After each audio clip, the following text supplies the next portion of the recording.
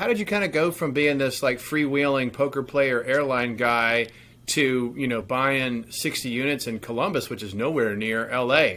How did that come to be? Yeah, it does. It does call for a little bit of explanation. Well, being an airline pilot, I had a very flexible schedule.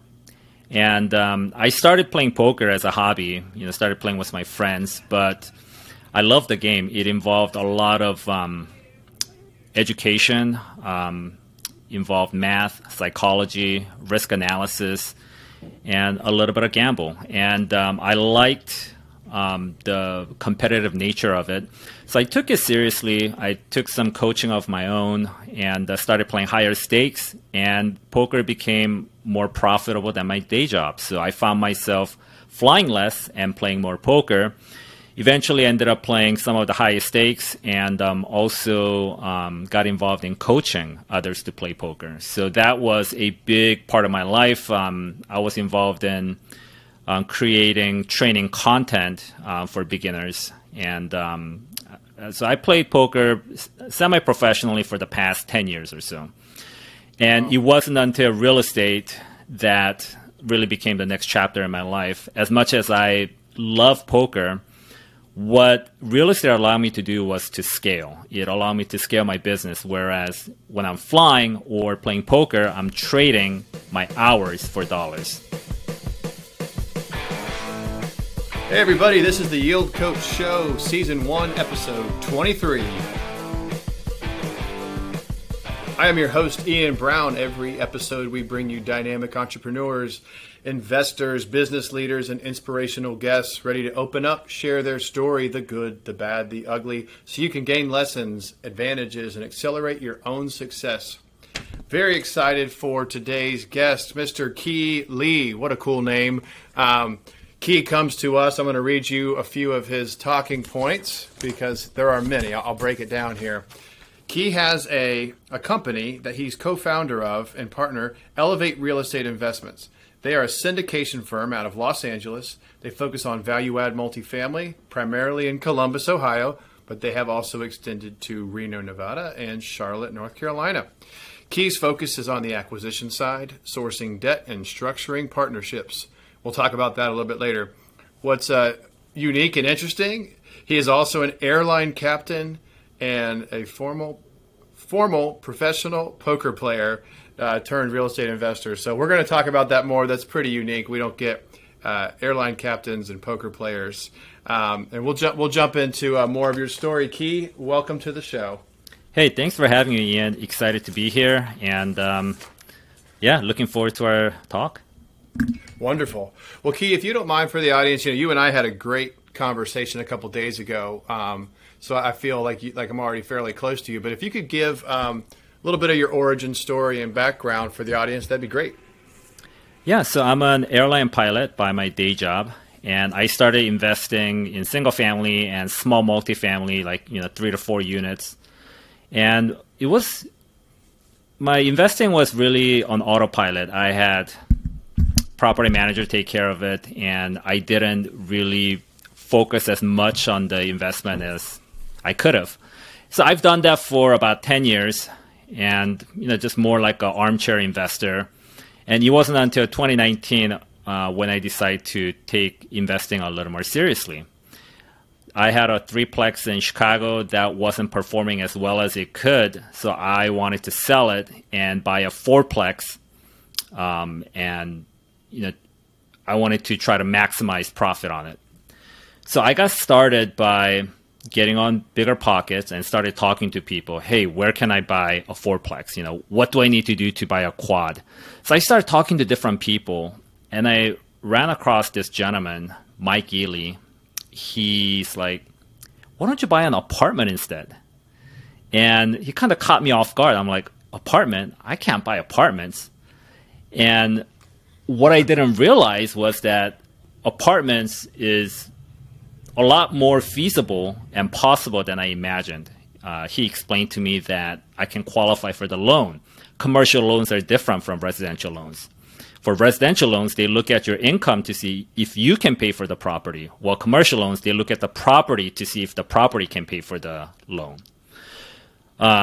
I also didn't know how to manage apartments. And Mike explained to me, well, who manages their 4-unit? And I said, a property manager. And he was like, well, who do you think is going to manage your 20-unit or 30-unit? So basically, he explained to me how it was possible and it would be more ideal for me to scale and buy something bigger. And that planted a seed in my mind. And I talked to my friend Dan, who's been my childhood friend since, junior high. We talked about collaborating on some sort of business. And I said, hey, I'm going to sell my triplex in Chicago and I want to buy apartments in Columbus, Ohio. And, I talked to this guy, he said we can qualify for a loan. We can get a property manager to manage it. I think this is possible. And my partner now, Dan, he's like, all right, I'm in. Let's do it. And so he also had a single family house in Los Angeles. So I sold a single family house in Utah, a threeplex in Chicago, and my partner Dan sold a condo in LA. And we took our 5 units and bought 60-unit apartments in Columbus, Ohio. And that's how we got started. So at that time, I was an airline pilot. I was also a professional poker player. And I was playing poker pretty much full-time. And airline flying was pretty much a part-time job. Since then, I've transitioned into full-time in real estate. As we had our success in real estate, family and friends around us also wanted to get a piece of the pie. And they're like, well, how can we get involved? So we start partnering with family and friends to, work on bigger deals and to grow our portfolio. That's great. I'm gonna pause you just for a second, Key. So you're in LA, and I know that because we spoke before, you may be looking for some assets in LA, but you knew for the yield that you wanted, you probably have to go out of state. So you're investing in Chicago. As we know, you like Columbus, Ohio.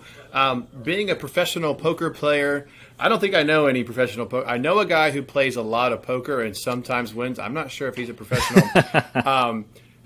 Talk about how a couple things. You're flying planes, you're playing poker, you're buying some smaller units, then you go big in Columbus.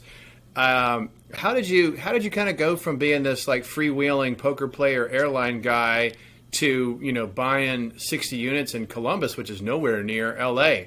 How did that come to be? Yeah, it does. It does call for a little bit of explanation. Well, being an airline pilot, I had a very flexible schedule. And I started playing poker as a hobby, started playing with my friends, but I loved the game. It involved a lot of education, involved math, psychology, risk analysis, and a little bit of gamble. And I liked the competitive nature of it. So I took it seriously. I took some coaching of my own and started playing higher stakes, and poker became more profitable than my day job. So I found myself flying less and playing more poker. Eventually ended up playing some of the highest stakes, and also got involved in coaching others to play poker. So that was a big part of my life. I was involved in creating training content for beginners. And so I played poker semi-professionally for the past 10 years or so. And it wasn't until real estate that really became the next chapter in my life. As much as I love poker, what real estate allowed me to do was to scale. It allowed me to scale my business, whereas when I'm flying or playing poker, I'm trading my hours for dollars. Whereas in real estate, you can really scale oneself. It's a team sport. And with a team, you can really grow your business and make money while you sleep. And you can scale in ways that you can't in poker or in flying. So how I ended up in Columbus, Ohio, I don't have any personal connection to Columbus, Ohio, but I realized that LA is not a great place for an investor to get started, at least in my opinion. I mean, there are certainly investors that invest in LA and San Francisco. It's a different type of game. The problem is that price per door is too high compared to the rent. So in order for the property to cash flow, you have to either buy it in cash or buy with a very low leverage or be okay with negative cash flow in hopes of appreciation. And my style was that I wanted more a positive cash flow where the price per door had to be lower. So I started looking at Midwest, and Columbus, Ohio had low price per door, but I also look for other factors. When we look at a market, we look for 5 things. Population growth, and specifically not just population growth, but net migration, where more people are moving into the city rather than moving out. We also look for job growth and job diversity. We look at supply and demand, the legal landscape for entrepreneurs and real estate owners, and we also look at median income. And Columbus, Ohio checked all these boxes. You know, population is growing, the jobs growing, had good job diversity, supply and demand was good, the legal landscape's pretty landlord friendly, and median income's pretty good compared to the rents. So because it checked all the boxes, we decided to plant our flag and grow there. Interesting. And correct me if I'm wrong, doesn't Columbus, Ohio have kind of a little bit different feel and culture than the rest of Ohio? It does, because of OSU. It's a big college town. There's 60,000 students, and OSU football and basketball is pretty big. So there's a lot of younger people as well. So people from other parts of Ohio move to Columbus when they want to go to a big city, but not necessarily like Chicago or New York or LA. Now, Key, as you're looking at these multifamily investment opportunities, are you looking for a certain vintage or asset class or unit size? I know you bought the 60, give or take, in Columbus, and you've gone forward from there. What is your sweet spot for asset class? We really like the 70s and 80s vintage. Value add Class B and Class C assets, 50 to 100 units is kind of our sweet spot. And I think I know the answer, but third-party management all the way? For now, yes. I mean, as we're growing our portfolio, we're starting to see the advantages of having a vertically integrated team. Right now, our portfolio is not quite big enough to support a vertically integrated management team. So for now, we're relying on third-party managers, but having our in-house management team is definitely something that's in the works. Do you have and it might be more cash flow oriented than unit count, but do you kind of have a size where you think like you get to a tipping point where it makes more sense? Or maybe you haven't gotten there internally, but where you would go ahead and bring maybe in-house management, and some people would integrate construction or CapEx teams or maintenance. So have you made it that far, or is it just you'll kind of know when it's time?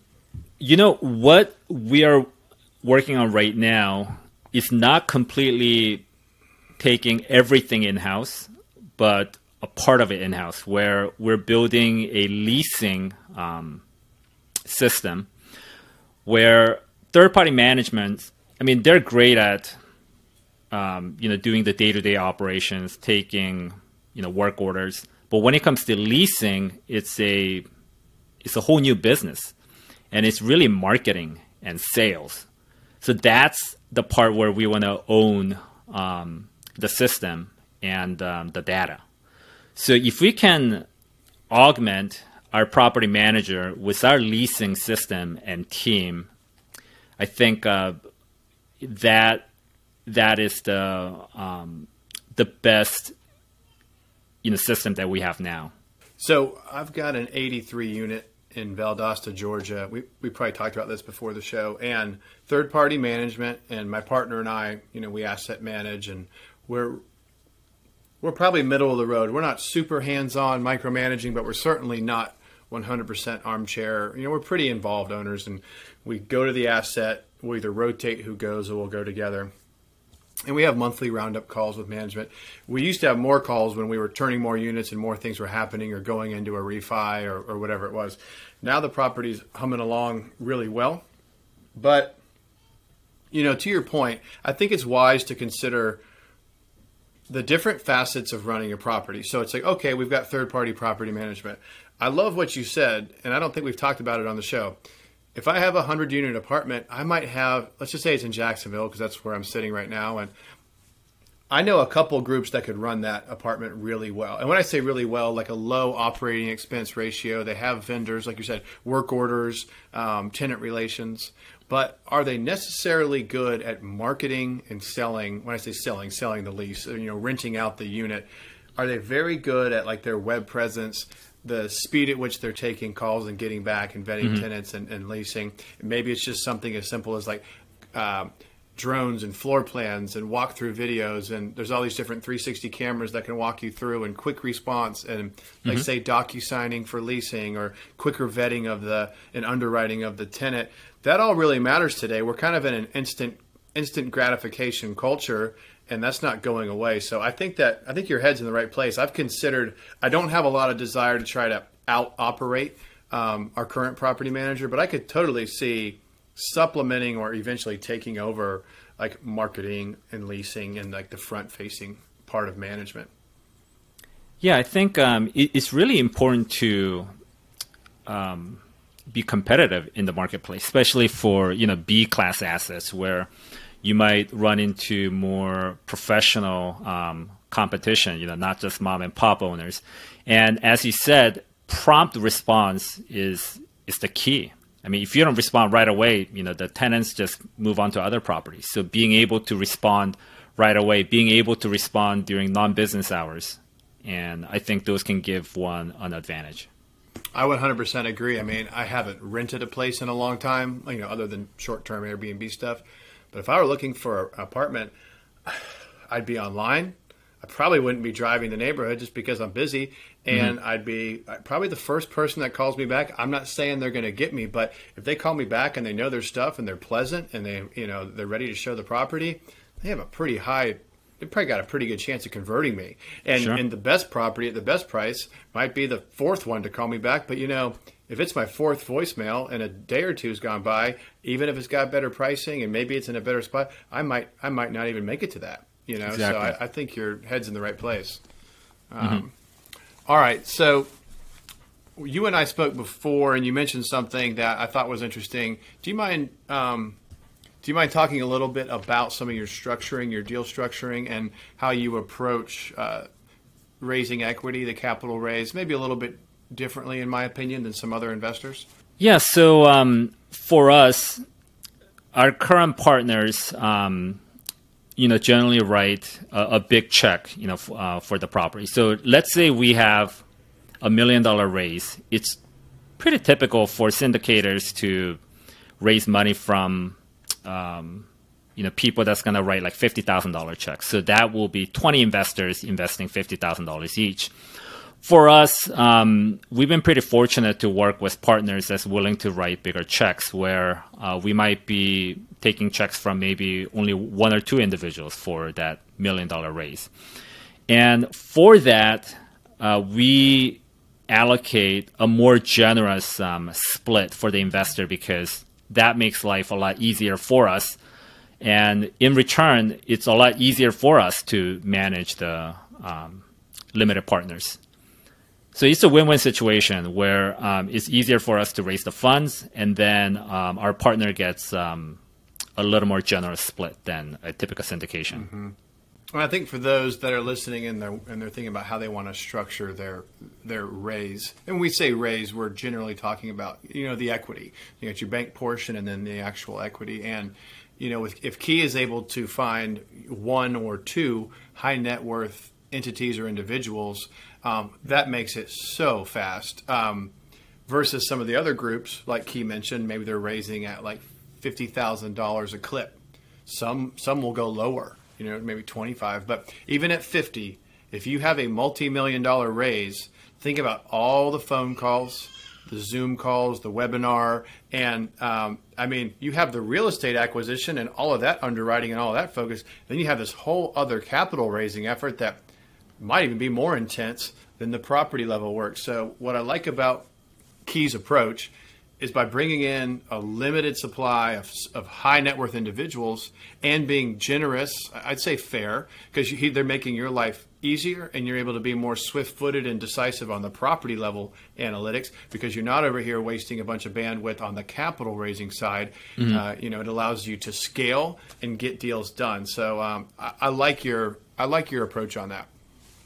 Yeah, thanks. And eventually, we'll have to expand our horizons for raising funds. But for now, that's the model that's been working for us. But I forgot who said it, but nobody has enough capital if you're an investor. You always need more money.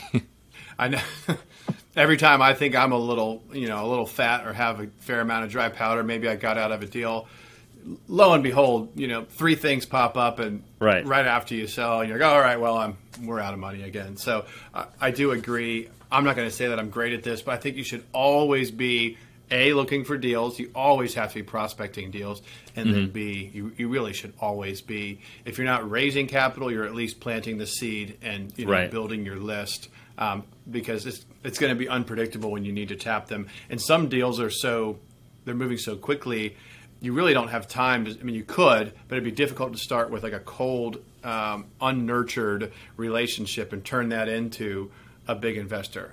I know people pull it off, but if your list and your corral is already familiar with what you're doing, this is one example. We're on a podcast. If you're even relatively active on social media, it's a way to kind of keep people, without having to talk to them every day, reminded that you're in the game, you're buying, you're selling, you're raising capital, and I think it's the smart way to go right now.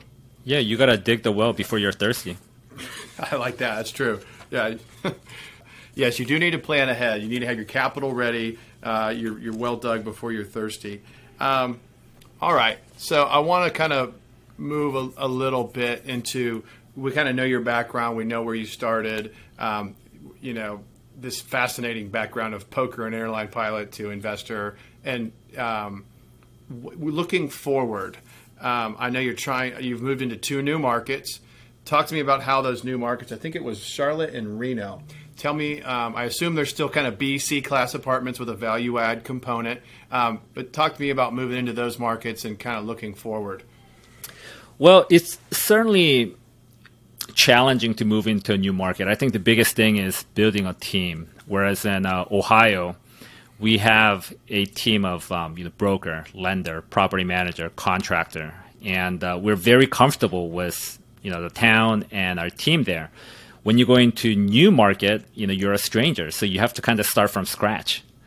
So the lenders don't know you, the brokers don't know you, and the property managers. So you have to build new relationships. Now, even though we've built some relationships in the cities, it's not the same as Columbus, Ohio.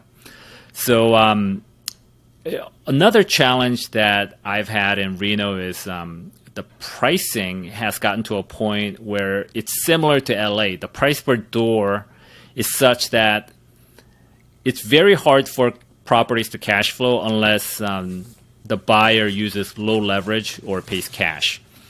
So we weren't able to pencil out many deals in Reno other than the first 2 deals that we bought last year. I believe you're still active. Correct me if I'm wrong. You're still looking to acquire.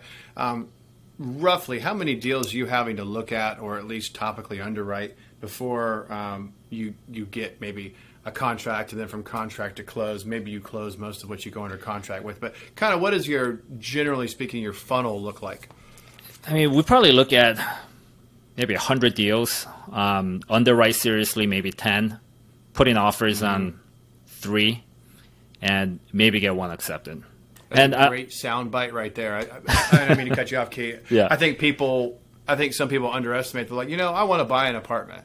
Right. Okay. Unless you just want to give your money to a GP, which is fine. And for some people, that's really the way to go. Give your money to an operator and step in as a passive investor. But assuming you want to be an active GP sponsor investor, you don't fool yourself. I want to find a deal. Well, what are you doing? Like Brandon Turner talked about this on so many episodes when he was the host of the Bigger Pockets podcast. But he talks about his LAPS funnel and analyzing deals, writing offers, funneling down how many convert. Some of those are going to fall out, and I think 100. And if it doesn't take 100, good for you. But if you tell yourself I'm going to look at 100 multifamily deals to find 1 or 1 to 3 that might close. And maybe you close after looking at 20, but tell yourself it's going to be 100 and be ready to do the work. And you're not just the deals don't just like always fall in your lap. A lot of times you got to dust them off and analyze them and figure out, is there something I see that maybe not everybody sees? It's a competitive market.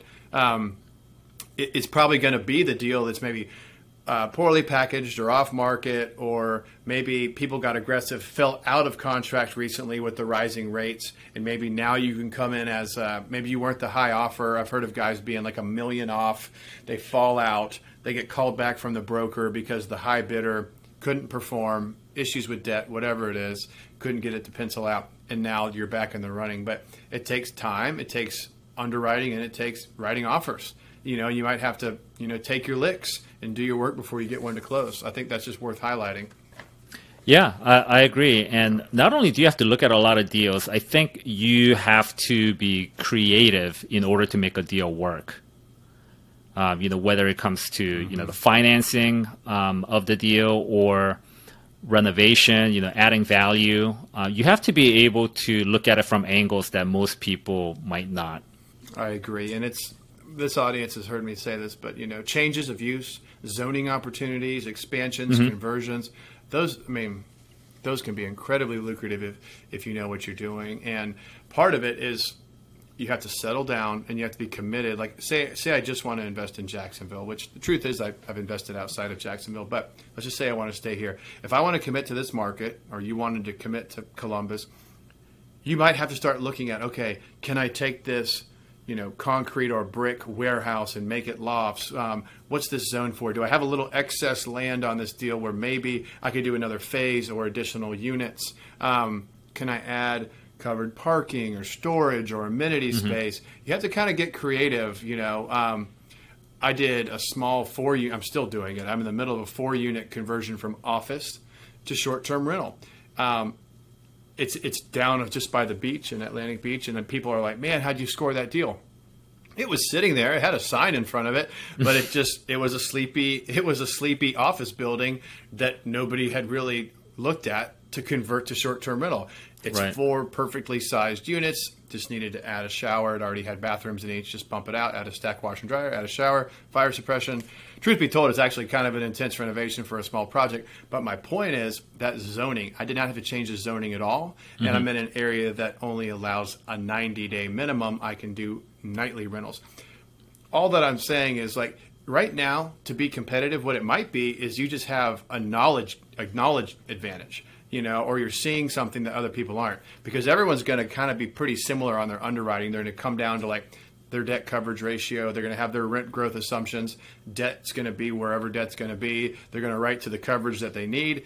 And some can come in lower leverage. Some can come in cash to make it work. But for the rest of us, you might have to say, okay, is there a property here where I can actually meaningfully move the needle without an extreme amount of capital? Because in my opinion, this is a somewhat dangerous time to get into big bridge loans that you have to really move the needle. So the bridge loan is, say it's a 36-month interest only, higher leverage loan, which right now I've been told they're like 7 or 8%. They were almost as low as conventional financing. And then you got to refi out of that after you've had your success of renovating units, exteriors, and increasing rents, dropping down to the NOI. Boom, refi. I think this is a challenging time to get in and out of 2 loans and in and out of 2 appraisals with so much turmoil. So I think that finding creative ways to drive revenue and thereby increase NOI without a ton of CapEx is the way to go. And I personally like the same asset class that you're investing in, B and C. I do have some hesitation. I know why the Class A is being built so widely across America. We have thousands and thousands of Class A units in the pipeline in my market of Jacksonville. And I know why they're being built, because right now the rents support it. Vacancy is incredibly low. They're still trading at wildly low cap rates. And even at high construction costs, they pencil out, and they also work for big institutional investors. My concern would be if we ever ran into some turmoil in the employment sector. We've had a great run of rising and rising and rising employment very, very low unemployment. And a lot of people have money. They don't want to buy a house in this interest rate environment, so they go rent a nice Class A apartment. When I appraised in the last cycle, fall of 2008, I appraised commercial all through that. And really watching employment trends was critical. And I'm glad that you said that's one of the big things you look at: population, net population to your market. And do I have diverse employment? And when you have a B or C class asset, that Class A owner could lose tenants in a downturn that become your tenants. So I'm always hesitant to be at the very top of the multifamily food chain. I think when you have room to grab the loss of the guys ahead of you, you're just better poised. Right. And you also mentioned about, bridge loans being risky. That's interesting because my partner and I decided that we're not going to do bridge loans for the next, foreseeable future. And one of the reasons is very high interest cap as well. So there's the rate cap. It's essentially an insurance you have on the floating rate, because for a bridge loan, the rates are variable. As the interest rates goes up, your payments go up. So the rate cap is an insurance that puts a limit on how much that interest rate can rise. But due to the unstable interest environment, the rate cap has been very expensive, where something that might have cost $100,000 a year ago might now be $500,000, $600,000, or $700,000. So that really hurts the bottom line when you're doing these deals. So if you're considering a bridge loan, you got to make sure to factor in the additional costs. And just for your example, let's say it's $500,000, $600,000, $700,000, $800,000 to buy that cap on interest rate. What if you just close? I mean, assuming you have 90% occupancy and you can debt cover, what if you just close, with an agency loan, if you could, and then just go ahead and raise the money for CapEx, whereas like instead of just dropping it into a fee for your bridge loan that then you have to pay for a whole nother transaction in 3 years, because these big commercial transactions are not inexpensive. Between appraisal and title and third-party vendors, origination fees. I mean, everyone talks about, boom, come in with a bridge, refi. Well, these loans are expensive. Trust me, when you get through them, you're like, wow. You'll be glad when you go from recourse to non-recourse or your rate drops way down. But it's not a smooth and easy and inexpensive process. Yeah, I think there's pros and cons. I mean, agency loans great because it's non-recourse and the rates are low, and there's no rate cap that you have to buy. I think the downside with agency loan is that we cannot get financing for the CapEx, and also there's very stiff yield maintenance. A lot of people don't think about this, but if you get a 10-year loan, you're locked in for the 10 years. If you sell at year 2, there's going to be very stiff prepayment penalty for agency loans. So I think whatever loan that one chooses, there's always pros and cons, and you have to find the financing that works for you. I totally agree. And we'll take my 83 unit, for example. We did an agency refi about a year ago. We got a rate below in the mid threes, obviously non-recourse, interest only for 2 years. Beautiful. However, we're not very leveraged. We're probably like at 50% leverage, very low. So what makes us unattractive if we were to take that property to market, and this is just a cautionary tale for the audience, that property would be difficult. We don't want to sell it, but that property would be difficult to sell, even though our loan, two things.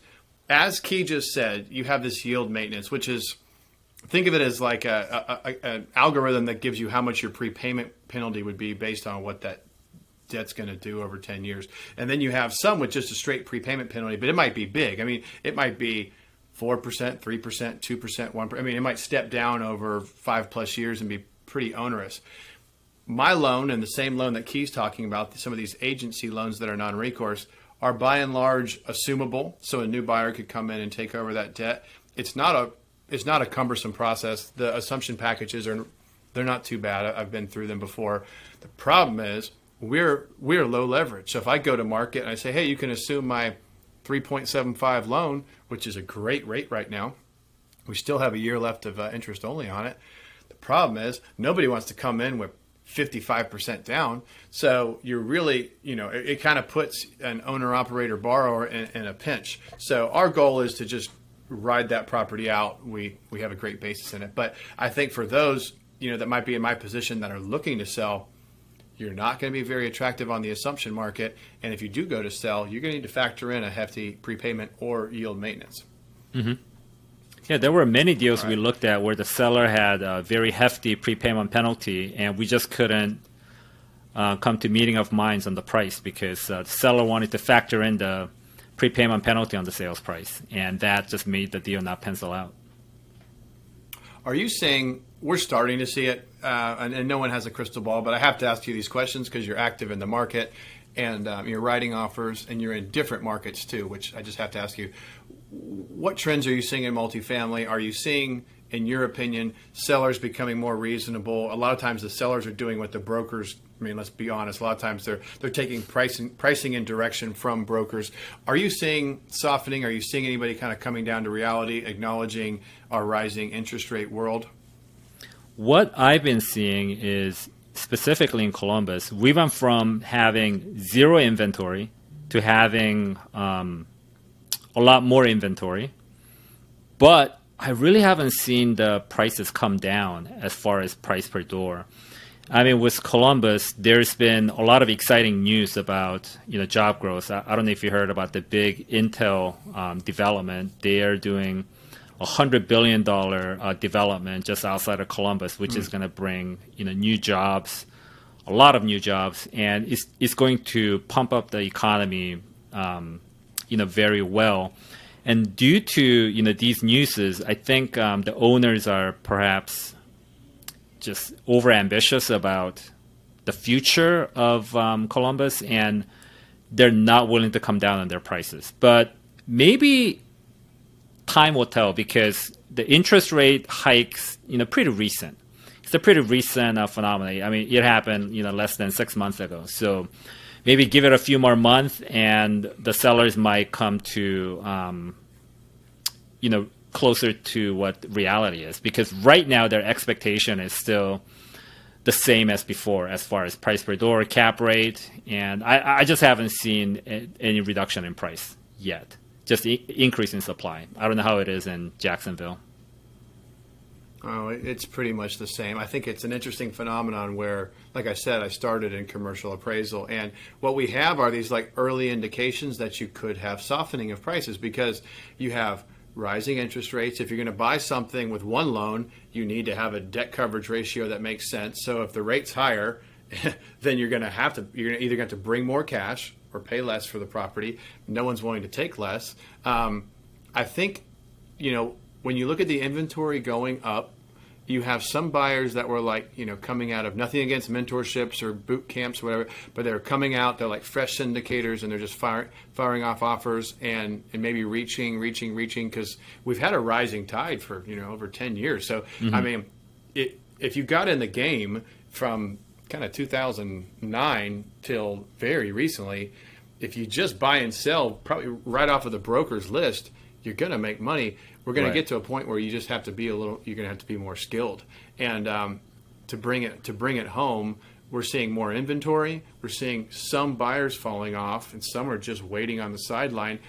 What we haven't seen, and I know you just said it, we haven't seen closed sales, so actual closed transactions to justify a slide in pricing. So normally you're like, okay, things are on the market a little bit longer. There's fewer buyers jumping into these call for offers. Some buyers are falling off. Sometimes it's the second or third guy that gets the property.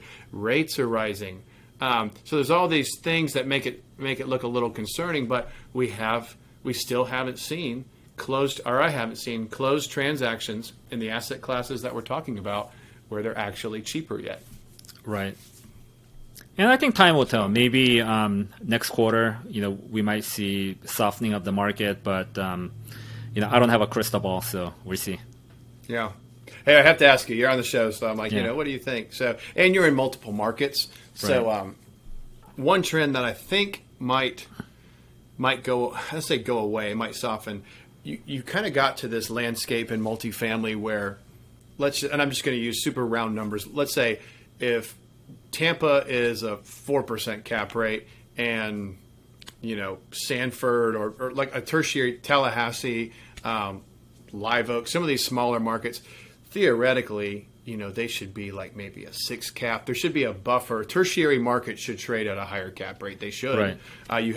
But and I'm sure you've seen this too, all of a sudden it's like, well, I can't afford Tampa or Jacksonville or Atlanta. I'm just mentioning Southeast cities, or Miami. So what I'll do is I'll go like to some small town with a population of, under 100,000, maybe an hour away or 2 hours away from those big, but you stopped seeing the discount. It used to be, okay, you leave Jacksonville, you go tertiary, you leave Atlanta. Our property's in Valdosta. That's not a huge market.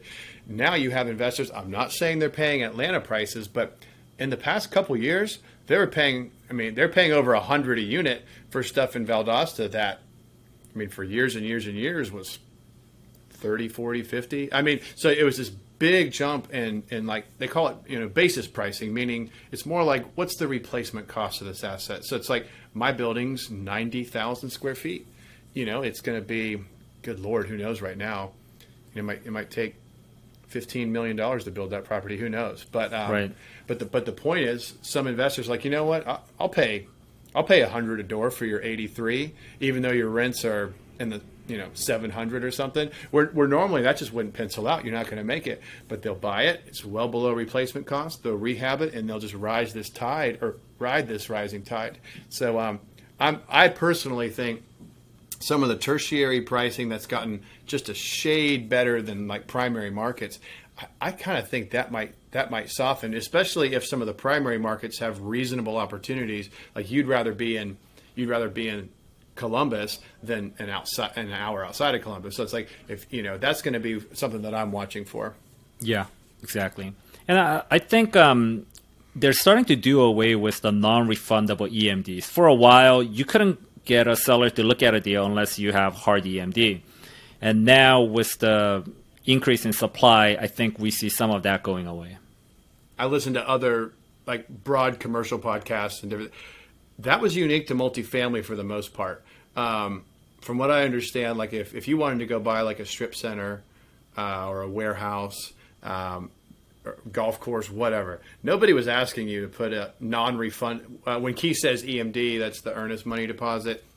Some call it the escrow deposit, the binder. Either way, that first installment with the title company escrow officer was non-refundable to the seller when you made your offer, and it was big. Key can probably speak to it. Did you guys do deals with non-refundable escrow deposits? And sometimes it used to be like 1% of the purchase price, but it got to a point where you had to be at like 2% or higher. So for a $5 million property, that's $100,000 non-refundable, and that's a lot of money to risk. And how people justify it is it's part of due diligence cost. It's part of cost of doing business. But the market is, you're a poker player.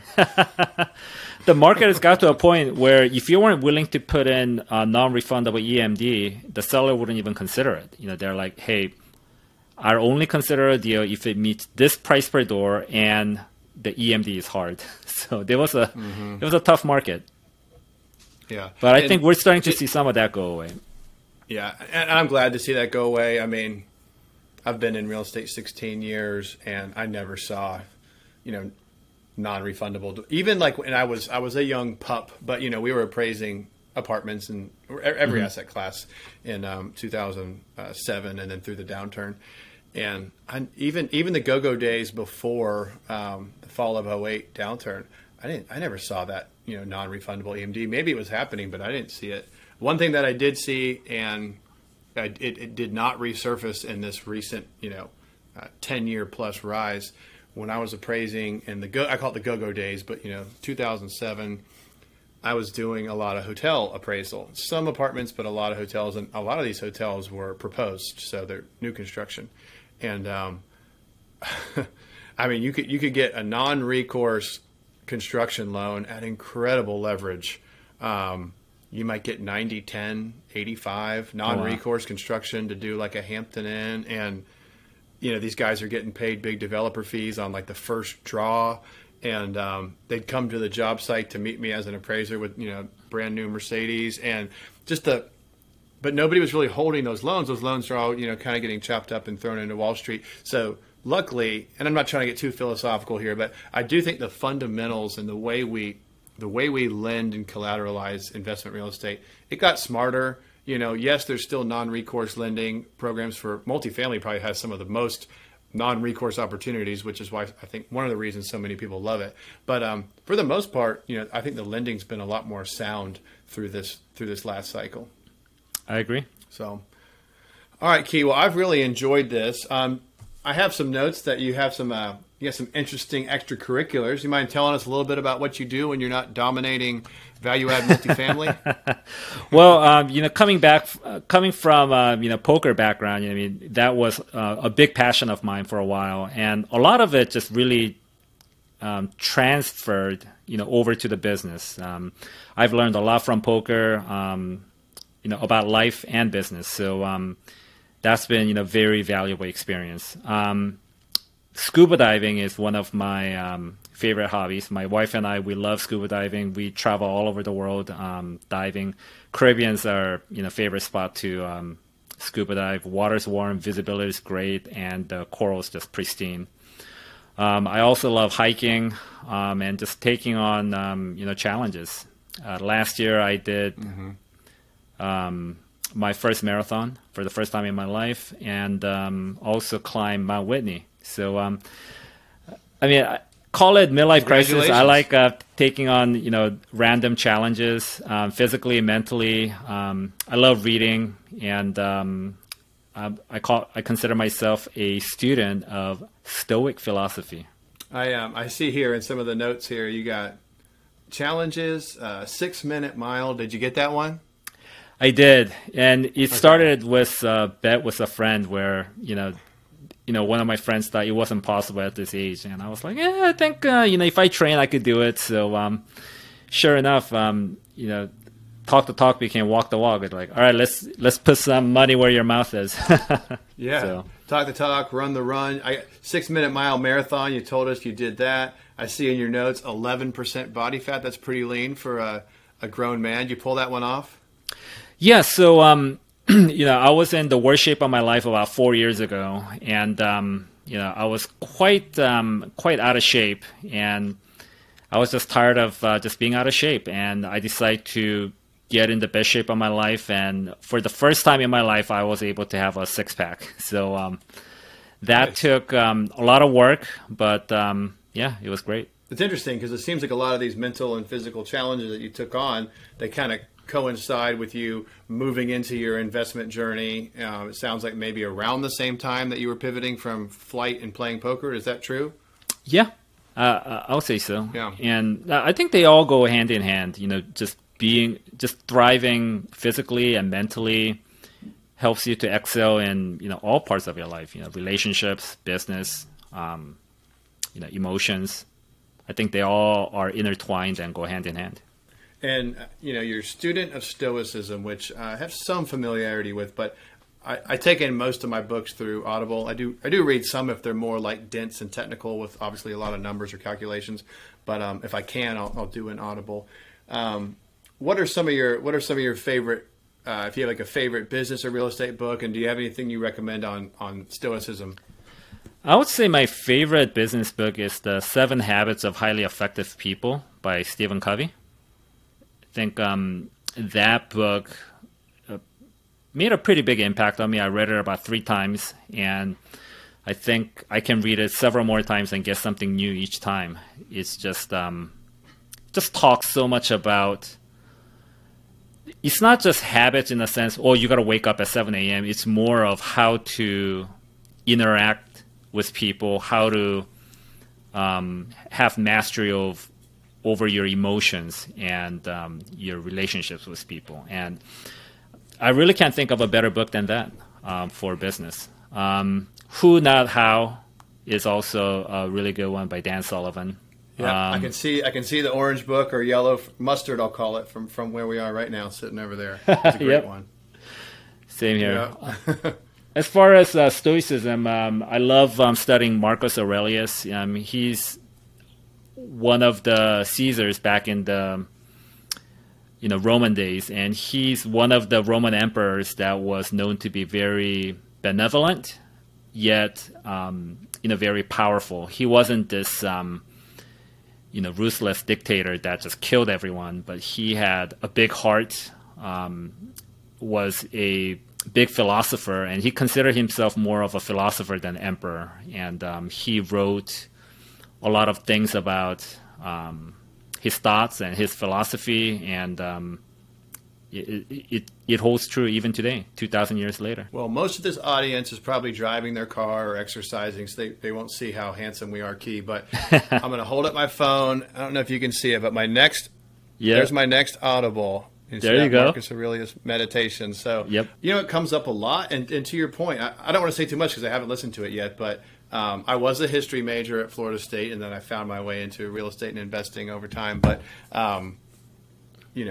I think it's wise to not, first of all, have some humility. You don't know it all. Look back at, I call them like our wisdom leaders of the past. And even what we're doing now, we're exchanging thoughts. We're trying to exchange wisdom for the benefit of an audience. And, maybe you and I will benefit as well from this conversation. I believe we will. So, well, this has been fun. You've shared a lot, and I certainly appreciate it. Where can people, if you don't have anything else, if you do, jump right in, but where can people find you and connect with you? On Facebook, Instagram is the best place. On Facebook, I'm just Key Lee. Instagram, Captain_Key. Captain_Key. We're a little more active on Instagram than Facebook. We have both. We made a TikTok, but I haven't logged in months, so don't judge us on the TikTok. Yeah. I know I'm not the only one saying that. I can only keep up with so much of this. Honestly, this podcast is my favorite part because I enjoy these conversations a whole lot more than trying to make some 30-second entertaining clip. I just think it takes time. Not everything can be packaged instantly. So, well, that's great. Well, we are on social as well. Yield Coach on both Instagram and Facebook and YouTube. These podcasts are recorded in video format. We put them on YouTube if that's one way you'd like to hear them. Of course, we're on Spotify and Apple and everything else. Well, this has been a great time, Key, and I really appreciate you spending, for me it's the afternoon, but spending the afternoon with us. And for everybody, this is the Yield Coach Show. Coach Brown signing off and telling everybody to lace up and leave it all on the field. Yield Coach out. Thanks, Ian.